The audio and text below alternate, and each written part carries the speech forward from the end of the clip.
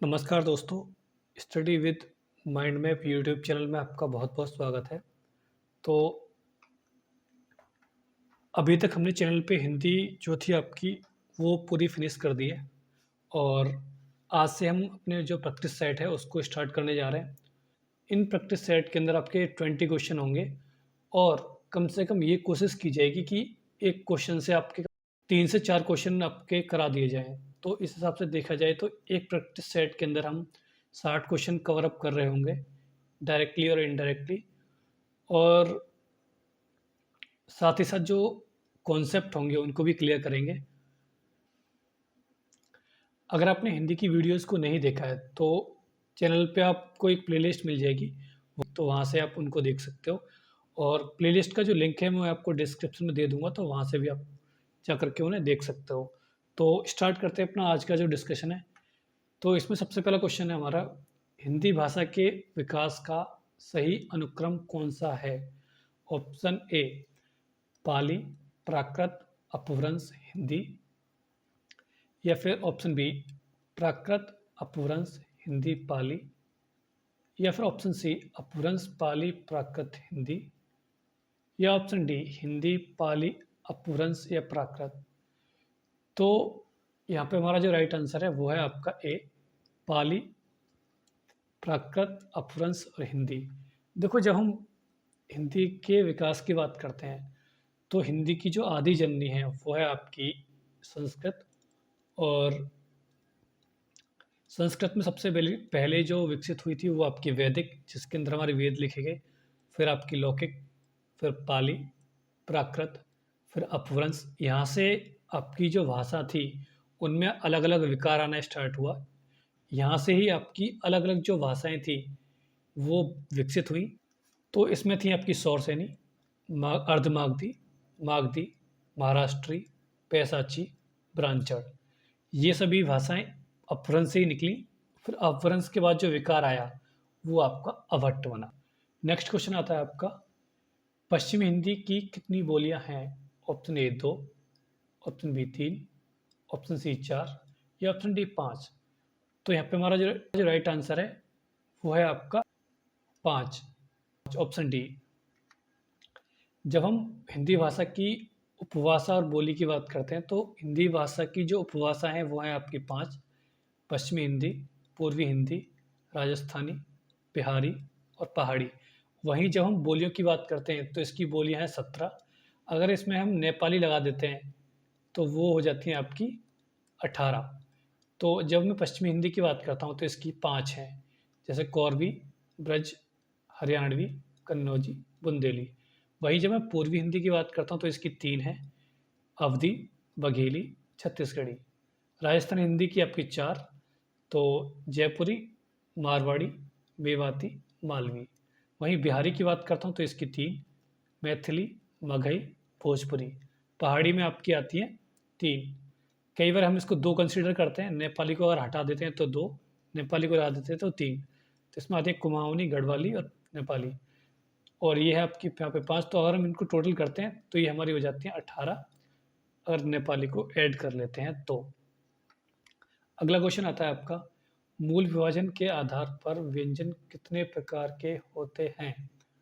Option A 2, या option B 3, या option C 4, या ऑप्शन डी 5। तो यहाँ पे हमारा जो राइट आंसर है वो है आपका बी 3। देखो, जब हम व्यंजन की बात करते हैं तो व्यंजन वो होते हैं जो कि स्वरों की सहायता से बोले जा रहे होते हैं, या फिर मैं इसको और आसान भाषा में बोलूँ, ऐसे वर्ण जिनका उच्चारण किसी अन्य वर्ण की सहायता से किया जाता है तो वो आपके व्यंजन होते हैं।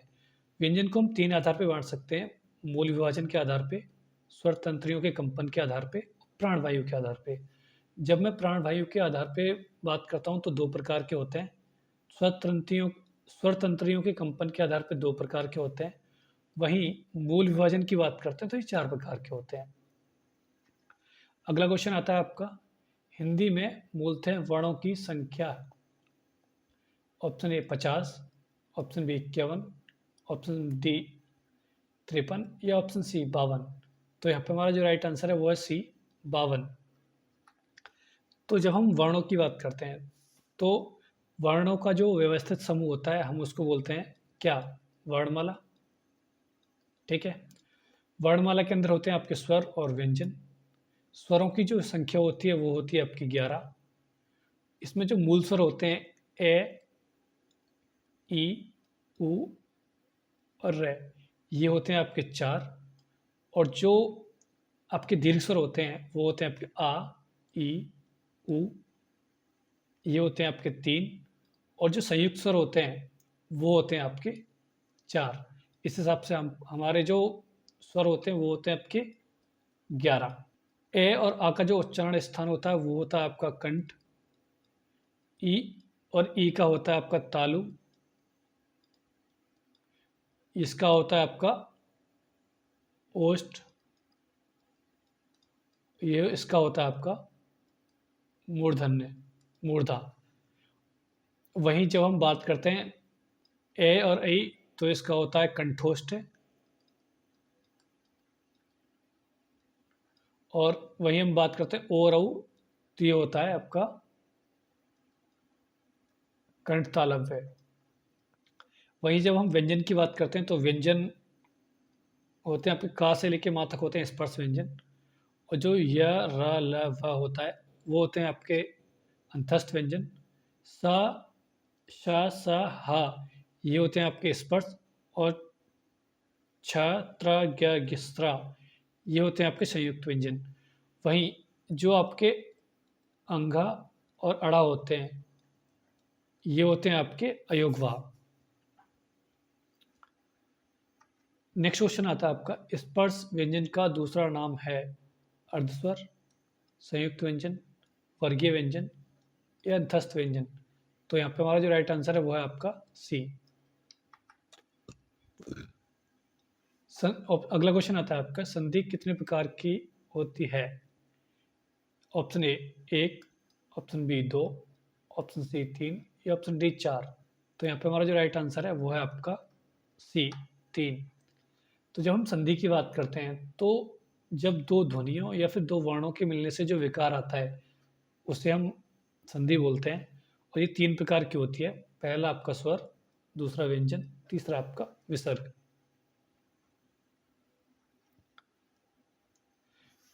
तो अगला क्वेश्चन आता है आपका, स्वर संधि कितने प्रकार के होते हैं? Option A 1, option B 5, option C 3 या ऑप्शन डी 4। तो यहाँ पे हमारा जो राइट आंसर है वो है आपका बी 5।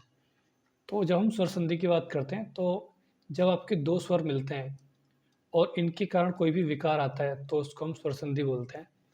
और ये होते हैं आपके 5 प्रकार के, दीर्घ संधि, गुण संधि, वृद्धि संधि, यड़ संधि, अयादि संधि। अगला क्वेश्चन आता है आपका, सतचरित बराबर सचरित किस संधि का उदाहरण है?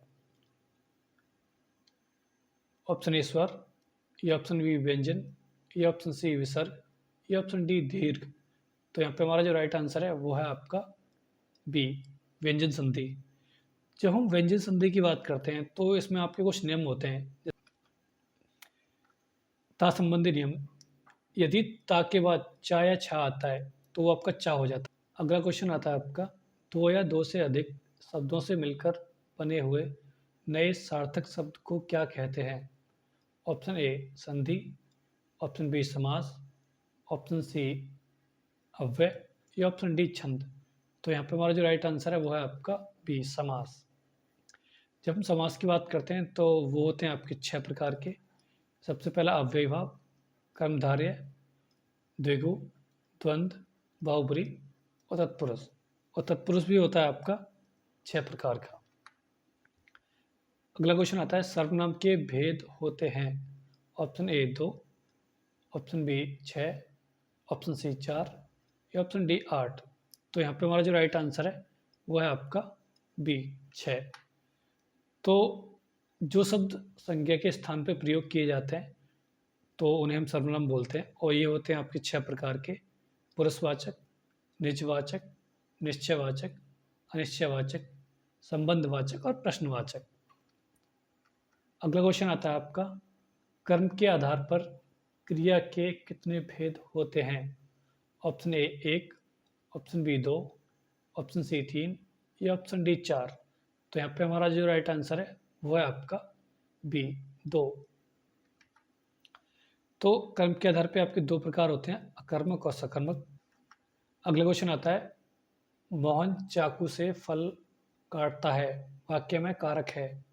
ऑप्शन ए कर्ता, ऑप्शन बी अपादान, या ऑप्शन सी कर्म, या ऑप्शन डी करण। तो यहाँ पे हमारा जो राइट आंसर है यह है आपका करण कारक। और जब हम कारक की बात करते हैं तो कारक संज्ञा सर्वनाम शब्द का वो रूप होता है जिसका सीधा संबंध क्रिया से होता है। और जब हम इसके प्रकार की बात करते हैं तो ये 8 प्रकार के होते हैं। पहला कर्ता कारक, फिर आपका कर्म कारक, करण कारक, संप्रदान, अपादान, संबंध, अधिकरण, संबोधन। अगला क्वेश्चन आता है, छंद कितने प्रकार के होते हैं। Option A 1, option B 3, option C 4 या ऑप्शन डी 5।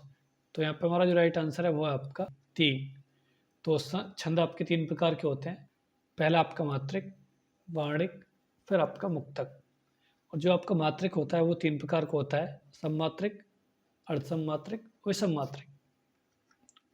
अगला क्वेश्चन आता है आपका, काली घटा का घमंड घटा, नभ मंडल तारक वृंद खिले, पंक्तियों में कौन सा अलंकार है। ऑप्शन ए लटानुपास, ऑप्शन बी यमक, ऑप्शन सी श्लेष या ऑप्शन डी वक्रोक्ति। तो यहाँ पे हमारा जो राइट आंसर है वो है आपका यमक, क्योंकि यहाँ पे जो शब्द है आपका शब्दों की आवृत्ति हुई है और दोनों शब्दों का जो अर्थ है वो अलग अलग है, तो वहाँ पे आपका होता है यमक। जब हम अलंकार की बात करते हैं तो अलंकार होते हैं आपके 3 प्रकार के, शब्द अलंकार, अर्थ अलंकार और अभय अलंकार। वहीं जब शब्द अलंकार की बात करते हैं तो 4 प्रकार के होते हैं और इसमें आपके अनुप्रास, यमक, श्लेष और वक्रोक्ति। अगला क्वेश्चन आता है आपका, भूतकाल के भेद होते हैं। ऑप्शन ए 2, ऑप्शन बी 4 या ऑप्शन सी 6 या ऑप्शन डी 8। तो यहाँ पे हमारा जो राइट आंसर है वो है आपका सी 6। तो काल के होते हैं वेद 3, भूतकाल, वर्तमान काल और भविष्य काल। जो आपके भूतकाल होता है उसके 6 वेद होते हैं। पहला आपका सामान्य भूत, आसन, फिर आपका पूर्ण, संदिग्ध, अपूर्ण और हेतु हेतु। वैसे ही आपके वर्तमान काल के 6 होते हैं, भविष्य काल के आपके 3 होते हैं। अगला क्वेश्चन आता है आपका, रस के अंग होते हैं। Option A 2, option B 6, option C 4 या ऑप्शन डी 8। तो यहाँ पे हमारा जो राइट आंसर है वो है आपका सी 4। तो इसके अंग होते हैं, पहला स्थायी भाव, दूसरा आपका विभाव, तीसरा आपका अनुभाव, चौथा आपका संचारी। अगला क्वेश्चन आता है, संचारी भावों की संख्या कितनी है। ऑप्शन ए 9, ऑप्शन बी 33 या ऑप्शन सी 100 या ऑप्शन डी 10। तो यहाँ पे हमारा जो राइट आंसर है वो है आपका बी 33। अगला क्वेश्चन आता है आपका, हिंदी साहित्य को कितने भागों में बांटा गया है। Option A 2, option B 6, option C 4 या ऑप्शन डी 8। तो यहाँ पे हमारा जो राइट आंसर है वो है आपका सी 4। अगला क्वेश्चन आता है, हिंदी साहित्य के आरंभिक काल को आचार्य रामचंद्र शुक्ल ने क्या कहा है। ऑप्शन ए आदिकाल, ऑप्शन बी चारण काल, ऑप्शन सी वीरगाथा काल या ऑप्शन डी सिद्ध सामंत काल। तो यहाँ पे हमारा जो राइट आंसर है वो है आपका ए आदिकाल। अगला क्वेश्चन आता है आपका, वीरगाथा काल के सर्वश्रेष्ठ कवि माने जाते हैं। Option A Chandravardai, option B Yagnik या ऑप्शन सी दलपति विजय या ऑप्शन डी विद्यापति। तो यहाँ पे हमारा जो राइट आंसर है वो है आपका ए चंद्रवरदाई। तो जब हम हिंदी साहित्य की बात करते हैं तो इसको हम 4 भागों में बांट सकते हैं, आदिकाल, भक्तिकाल, रीतिकाल और आधुनिक काल। और जब हम आदिकाल की बात करते हैं ना तो इसको हम 3 भागों में फिर से बांट सकते हैं, धार्मिक साहित्य के, रासिक साहित्य के और लौकिक साहित्य के आधार पे। फिर हम जब बात करते हैं भक्ति काल की तो इसको 2 भागों में बांट सकते हैं, निर्गुण धारा के और सगुण धारा के। तो ये था हमारा आज का वीडियो आपको कैसा लगा है कमेंट सेक्शन में ज़रूर बताइए। और हाँ, वीडियो आपको अच्छा लगा तो वीडियो को लाइक करिए, चैनल को सब्सक्राइब करिए।